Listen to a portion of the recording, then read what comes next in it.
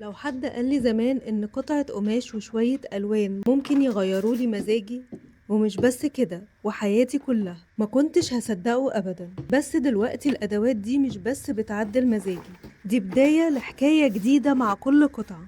بتبتدي بحكايتي معاها، وبعد كده لما تروح لبنوتة تانية بتكمل حكايتها. هلو. فيديو النهاردة مقسوم لاتنين، هنخرج مع بعض شوية في الطبيعة، وهتكلم معاكم عن المشروعات اللي ممكن تتعمل من هواية الرسم على القماش. بس قبل ما نعمل كده هنراجع مع بعض الأدوات اللي ساعدتني طول الفيديوهات اللي أنا عملتها لهواية الرسم على القماش. عايزين بقى تسموها فيديوهات، عاوزين تسموها سلسلة، عايزين تسموها كورس، براحتكم زي ما انتوا عاوزين.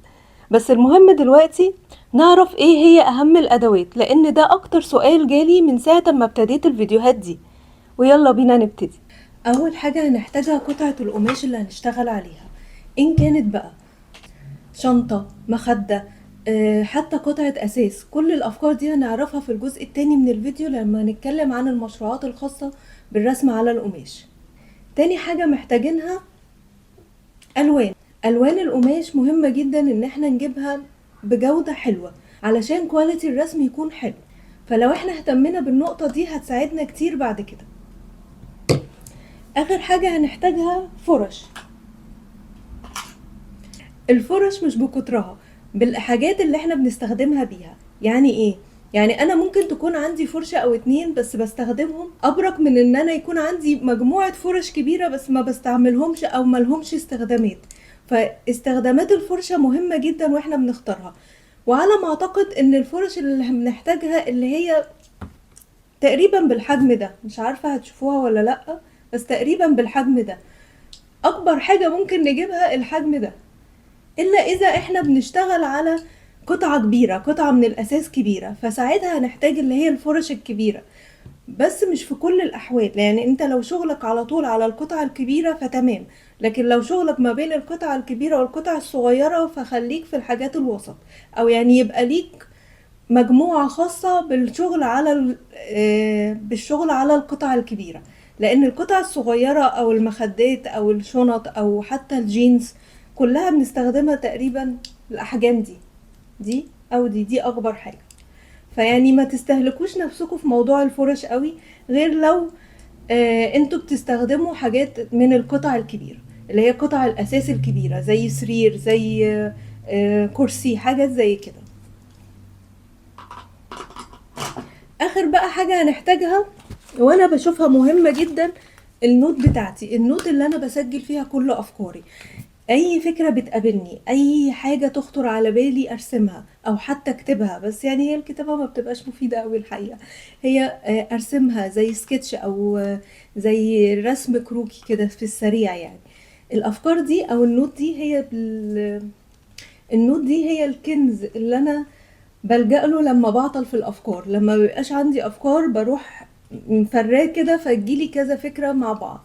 ممكن كمان لو هي فكرة عبارة عن صورة فانا سيفتها عندي او طبعتها وحطيتها برضو في النوت. انا بحب الحاجات الفيزيكال، يعني انا بحب الحاجات اللي هي مش ما بتبقاش على النت، يعني مش ما اقعدش اسيف صور. بعمل كده اوقات كتير طبعا، بس لما بتبقى في نوت او بعملها سكتش بتبقى بالنسبه لي احسن والذ يعني. بس كل واحد حر، ممكن تعملي فايل على الموبايل بتاعك وتبتدي تسيفي فيه كل الافكار بتاعتك، وتكون ده برضو الكنز اللي انت بتلجئي له كل ما بتعطلي في الافكار. فكل واحد وطريقته، انا بفضل النوت، انتوا بقى بتفضلوا ايه؟ دي كل الادوات بكل بساطة، يعني انا مش شايفة ان فيها اي ادوات معقدة، بس هي الفكرة محتاجين حد يبقى شغوف وعنده حب للتجربة علشان يستخدم الادوات ويسكنها صح. بس كده الدنيا بسيطة خالص. استني بس كده، رايحة فين؟ قلتولي ان انتوا عاوزين تخرجوا معايا شوية صح؟ في كومنتات كتير قلتولي عاوزين نخرج ونطلع مشاوير مع بعض، وكمان اقول لكم على اهم المشروعات اللي ممكن تتعمل من الرسم على القماش. ويلا بينا. وطبعا الخروجة ما تكملش غير لو جبنا قهوة سوا، فيلا بينا. بس المشروع واديك اجهزه 3 شهور بس.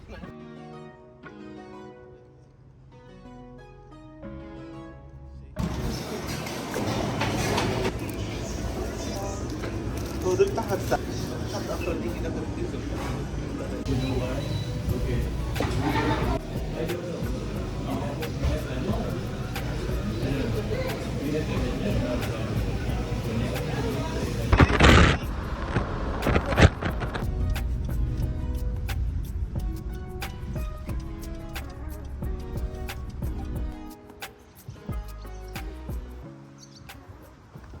في زي بحيرة هناك كده، هنروح نبص عليها.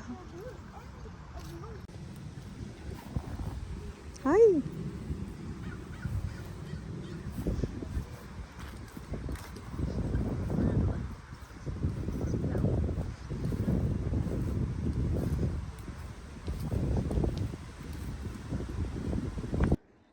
اهو الصغنطوط الصغير خالص ده. ايه ده؟ اعلى حته. شايفاه. كل مرة برسم على القماش بحس كأني بسيب لمسة مني صغيرة، وصدقيني الهواية اللي بتديك الراحة ممكن تكون كمان مصدر دخل. وفي أفكار كتير جدا ممكن تتعمل بالرسم على القماش، مش بس شنط القماش. صحيح شنط القماش من الماتيريال السهلة البسيطة اللي مش هتحتاج لا مقاسات ولا وزن ولا مساحة، وممكن تتشحن بسهولة، فهي مثالية جدا كبداية لهوايتك أو لمشروعك. لكن في أفكار كتير جدا تانية ممكن تبتدي بيها، وكمان ممكن عن طريق الأفكار دي تكبروا مشروعكم أو هوايتكم.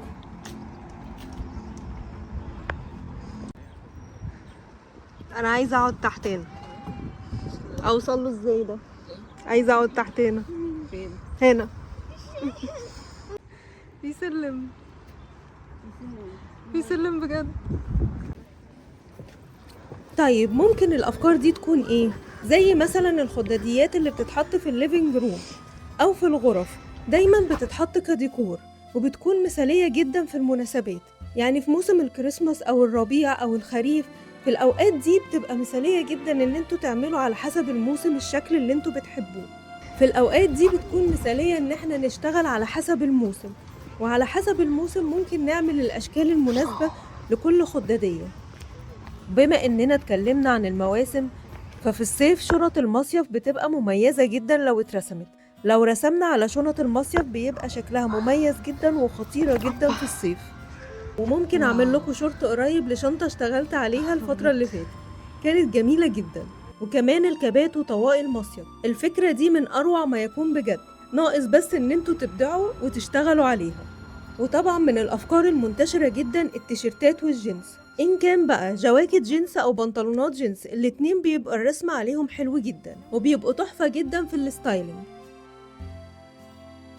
فكرة كمان اللي هي الكوتشيات القماش من الأفكار الجميلة جدا.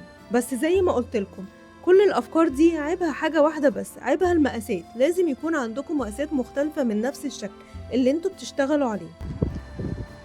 ومن الأفكار المنتشرة برضو كتير بيحبوا يرسموا على الحرير والكتان.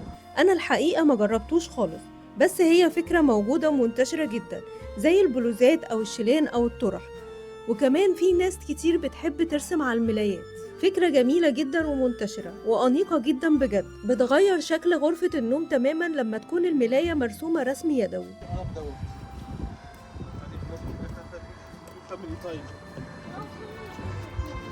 آخر فكرة وهي الأصعب، مش بس عشان بتاخد رسم كتير، لأ بسبب حجمها، قطع الأساس.